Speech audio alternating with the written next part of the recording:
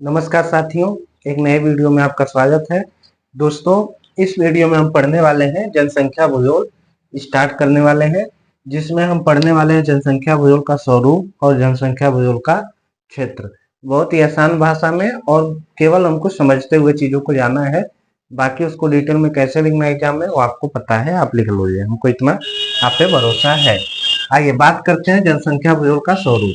किसी चीज का स्वरूप क्या होता है, यानी कि उसको पढ़ने का तरीका क्या है, कैसे कैसे उसमें क्या क्या पढ़ा जाता है, किस तरीके से उसको पढ़ा जाता है।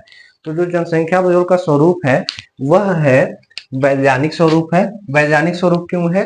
क्योंकि जनसंख्या भूगोल में आपको आंकड़े का उपयोग किया जाता है। तो आप लिखोगे कि जनसंख्या भूगोल वैज्ञानिक होता है, क्योंकि वैज्ञानिक स्वरूप वाला होता है, क्योंकि इसमें आंकड़ों, जनसंख्या के लिए आंकड़ों का प्रयोग किया जाता है और सांख्यिकी का भी प्रयोग किया जाता है, यानी कि माध्यमातिका बहुलक का भी प्रयोग किया जाता है। तो यानी जनसंख्या भूगोल का स्वरूप कैसा है? वैज्ञानिक है।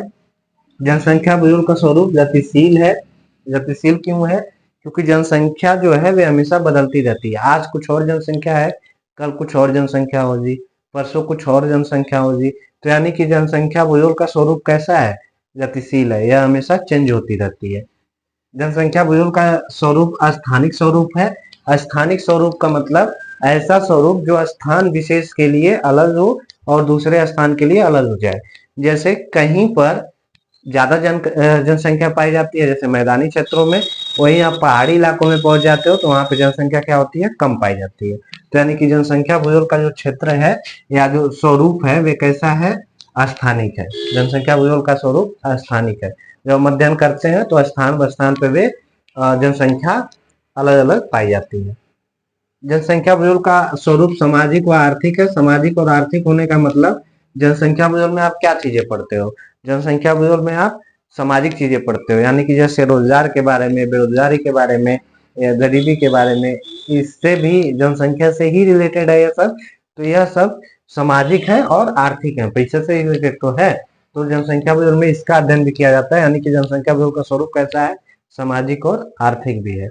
इसके अलावा यह अंतर विषयक है। अंतर विषयक क्या होता है? जब किसी एक विषय का, जैसे जनसंख्या भूगोल एक विषय है, भूगोल की एक शाखा है। भूगोल की एक शाखा कौन है? जनसंख्या भूगोल। तो जब किसी विषय का किसी अन्य विषय के साथ भी संबंध हो, अन्य विषय में भी उसका उपयोग किया जाता हो, तो उसी को कहा जाता है अंतर विषयक। तो जो जनसंख्या भूगोल है या जो जनसंख्या है, वह जनसंख्या आपको अर्थशास्त्र में भी देखने को मिलती है। यानी कि इसका स्वरूप कैसा हुआ?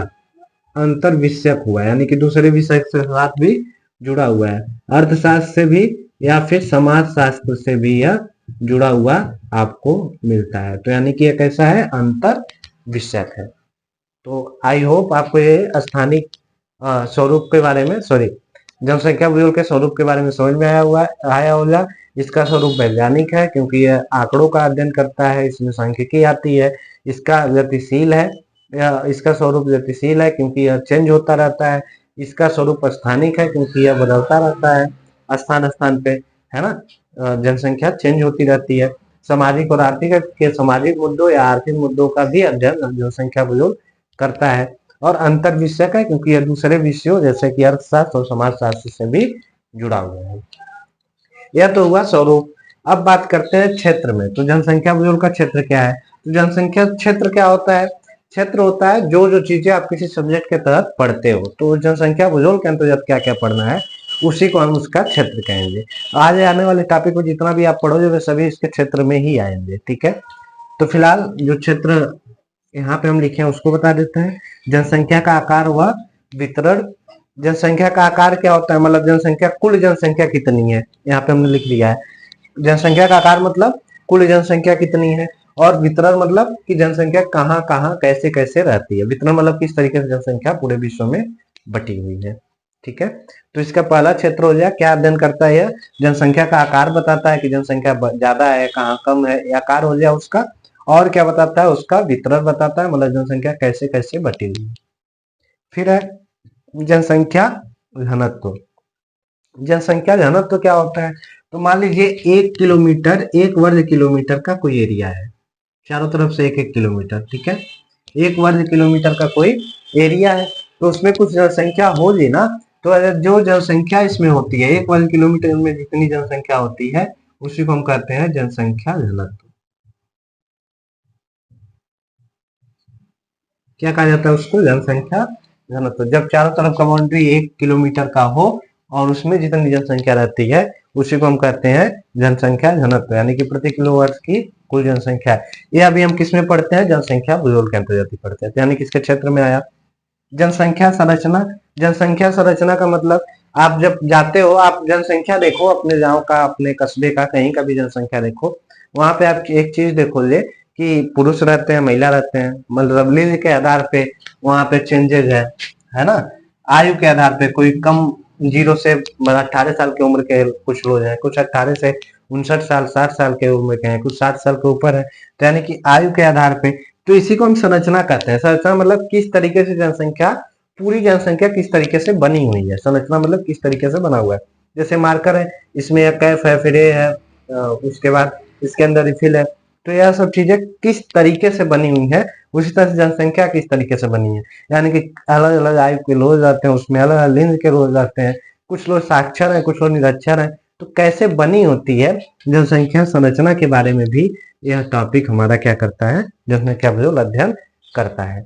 इसके साथ साथ अभी हमने बताया ना, जनसंख्या जो है क्या है? स्थानिक है, बदलती रहती है, तो ठीक है। जनसंख्या और भी बदलती है। कैसे बदलती है? नए लोग रोज पैदा हो रहे हैं, यानी कि जन्म दर, जन्म ले रहे हैं लोग, तो जन्म दर बदल रही है डेली। और मृत्यु हो रही है कई लोगों की, तो मृत्यु दर भी अलग है। तो यानी कि जन्म हो रही है और मृत्यु हो रही है, जिससे जनसंख्या क्या हो रहा है? जनसंख्या में परिवर्तन हो रहा है। तो जनसंख्या में परिवर्तन को भी किस सब्जेक्ट में पढ़ा जाता है? जनसंख्या भूगोल में। जैसे जन्म दर, मान लीजिए हमारे यहाँ का जनसंख्या है या बिहार का जनसंख्या है, जहां से सबसे ज्यादा माइग्रेशन होता है। तो जो बिहार का जनसंख्या है, वहाँ कुछ लोग जन्मते होंगे और कुछ मरते होंगे, तो जनसंख्या में परिवर्तन हो रहा है। उसको हम किस सब्जेक्ट में अध्ययन करेंगे? जनसंख्या भूगोल में, पॉपुलेशन जियोग्राफी में। इसके बाद कुछ लोग बिहार छोड़ के दूसरे देश में जा रहे हैं, तो वो दूसरे राज्य में जाते हैं, तो वह किस में आता है? प्रवास में। उससे भी जनसंख्या बदलती है ना। अब हम काउंट करेंगे तो जनसंख्या तो कम आई ना, तो यानी कि प्रवास भी हो गया। तो इस सबका अध्ययन जनसंख्या परिवर्तन में होता है। और जनसंख्या परिवर्तन का अध्ययन किस भूगोल की किस शाखा के अंतर्गत किया जाता है? तो वह जनसंख्या भूगोल के अंतर्गत किया जाता है। और फिर जनसंख्या यदि है तो जनसंख्या कुछ ना कुछ काम करेगी, कुछ ना कुछ संसाधन लेगी, और वो जो संसाधन लेती है जनसंख्या, उसका अध्ययन हम करते हैं जनसंख्या संसाधन संबंध में। मतलब जनसंख्या और संसाधन, संसाधन मतलब जैसे पेड़ पौधे हैं, जितने भी चीज आप यूज करते हो वो सभी संसाधन होते हैं। तो जनसंख्या और संसाधन में क्या संबंध है, इसका अध्ययन भी किसके माध्यम से किया जाता है? जनसंख्या भूगोल के माध्यम से। एक आप और लिख सकते हो, जनसंख्या और पर्यावरण से संबंध।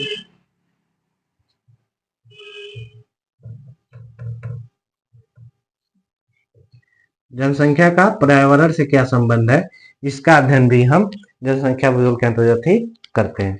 तो यह आपका क्षेत्र और स्वरूप खत्म हुआ। बाकी टॉपिक के लिए आप ऐसे ही जुड़े रहिए और नेक्स्ट वीडियो का इंतजार कीजिए। तब तक के लिए धन्यवाद। नमस्कार। जय हिंद, जय भारत।